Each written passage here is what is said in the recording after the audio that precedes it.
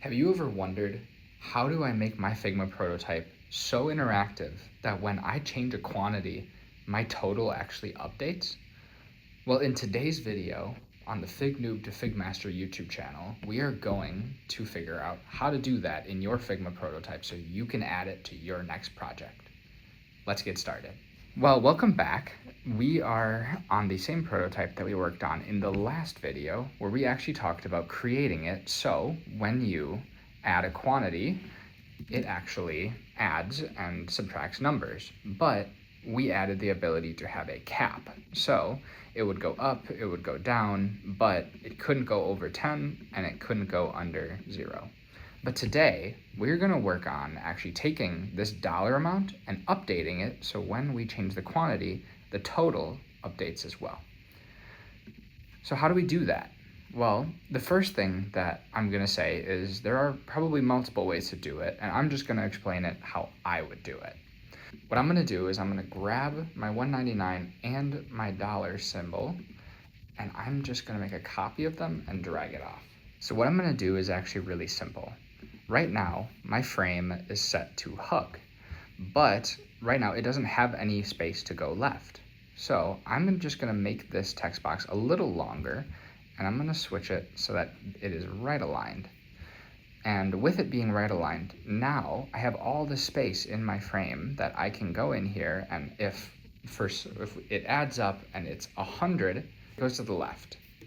So now that we have that set, I'm going to copy this, and I'm just going to paste to replace. So now we have the new dollar amount that we had just created in here, and it always goes to the left instead of going to the right.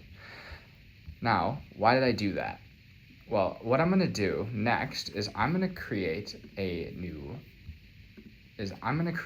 variable. So I'm going to come over here, and I'm going to create a number.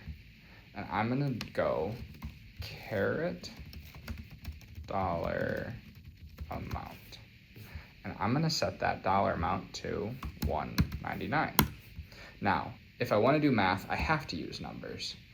But if I use that, I can't add a dollar sign. Even if I click enter, I can type it, but as soon as I click enter on my keyboard, it takes it away, as you can see.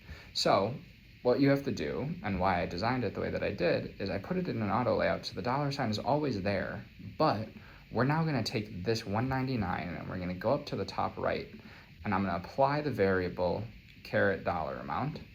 So now that is an assigned variable. So now what we can do is I'm going to go over here and I'm going to click on my up arrow, and I'm going to go into my conditional. And right now I have it set so that if the quantity of caret equals 10, set the caret quantity to 10. Otherwise, set the caret quantity plus 1. So what I'm also going to do is in this else section, I'm going to set it to set variable caret dollar amount to quantity caret times 199.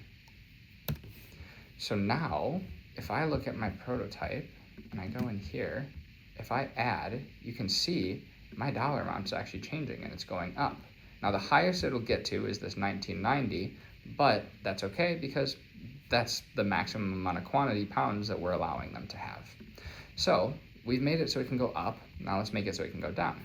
So if I wanted to go down, what I'm going to do is I'm going to come over here where I already have quantity caret to be quantity caret minus 1. I'm going to add on to that, and I'm going to do set variable caret dollar amount to be my caret quantity times 199. Now, the order of these does matter, because if this is first, it may not read it as the new subtracted number. But if it's second, what it'll do is it'll subtract the number first, so it changes your amount, and then it does the multiplication for your total. So let's test it out. If I go over here, and I open it, if I go up, the number continues to grow, but if I go down, the number goes down evenly as well. If you're interested in downloading Figma, go to the link in my bio and try it for yourself for free. And if you liked this video and want to see more videos just like this, Make sure to like and subscribe to the Fignoob to Figmaster YouTube channel. See you next time.